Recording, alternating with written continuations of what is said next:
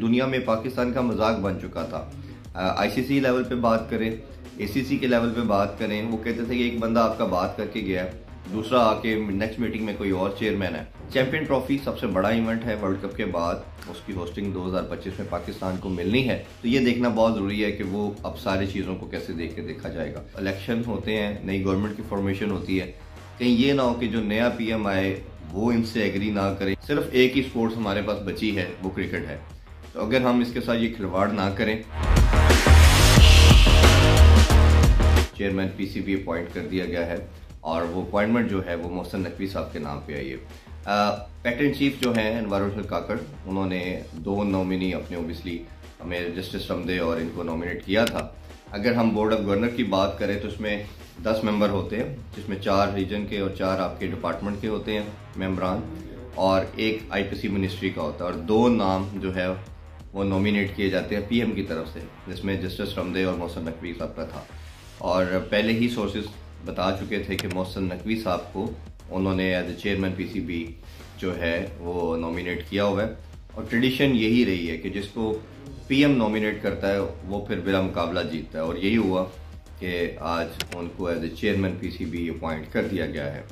अब बात ये है कि वो कैसा काम करेंगे। मेरा मानना ये है कि मैंने हमेशा अपने शो में भी बात की कि सबसे पहले आपको एटलीस्ट एक फेयर रन देना चाहिए, जो कि अनफॉर्चुनेटली हमारे क्रिकेट में हो नहीं पाया।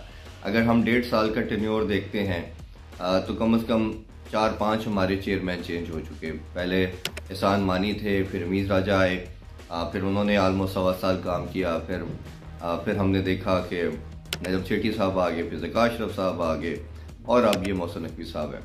ये बहुत अनफॉर्चुनेट और सैड है। जब आप किसी को फेयर रन नहीं देंगे तो ओबियसली आप उससे एक्सपेक्ट भी नहीं कर सकते कि वो क्या पॉलिसी लेना चाह रहा है। और दुनिया में पाकिस्तान का मजाक बन चुका था। आईसीसी लेवल पे बात करें, एसीसी के लेवल पे बात करें, वो कहते थे कि एक बंदा आपका बात करके गया, दूसरा आके नेक्स्ट मीटिंग में कोई और चेयरमैन है, तो ओबियसली आपको कंटिन्यूटी नहीं मिलती, और उसका नुकसान ये हुआ पाकिस्तान को कि जैसे एशिया कप की होस्टिंग हमसे पार्शल मिली हमें कुछ मैचेस की, और हाइब्रिड मॉडल पे जाना पड़ा।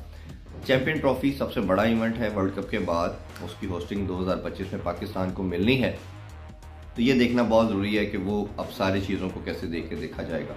लेकिन इसमें इम्पोर्टेंट पार्ट ये है कि अब इलेक्शन होते हैं, नई गवर्नमेंट की फॉर्मेशन होती है, कहीं ये ना हो कि जो नया पीएम आए वो इनसे एग्री ना करें, इनकी पॉलिसी से एग्री ना करें, क्योंकि ये बहुत बड़ी सीट है, टॉप 4 या 5 में ये आती है।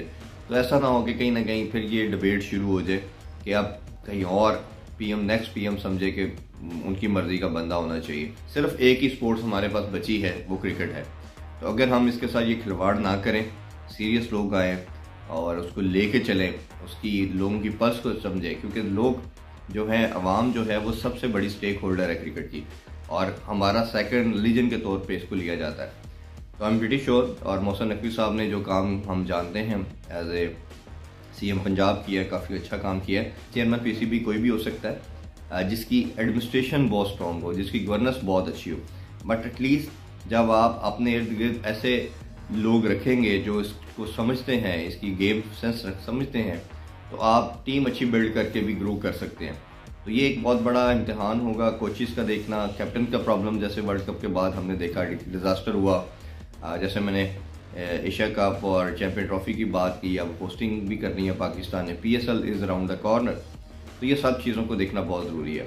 और हम एज ए क्रिकेट लवर चाहेंगे कि किसी तरह हमारी ये स्पोर्ट्स जो है इसका ग्राफ नीचे ना जाए, ये ग्रो करे, ये ग्लोरी पाकिस्तान ने क्रिकेट में हासिल की है वो दोबारा रिटेन करें। वो wish best of luck to Mohsin Naqvi साहब, और हम दुआ और उम्मीद करते हैं कि क्रिकेट ग्रो करे, फ्लरिश करे, और जो ग्लोरी पाकिस्तान क्रिकेट ने हासिल की हुई है उसको दोबारा रिटेन करे।